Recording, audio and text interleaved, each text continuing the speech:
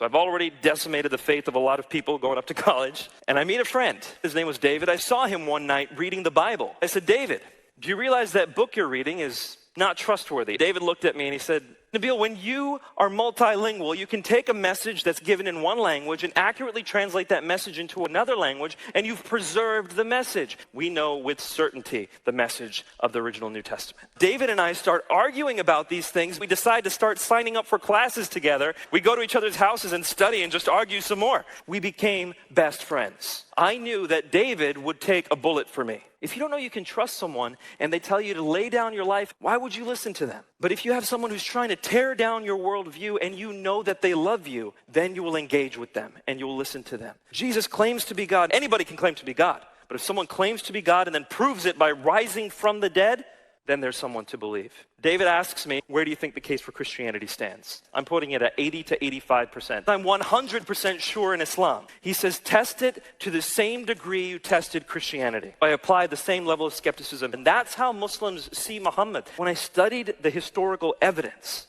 I realized I had to pick one or the other. Christianity comes out on top every single time. Now, this is when my world fell into crisis. Because I couldn't just all of a sudden accept the gospel. I have to give up my family.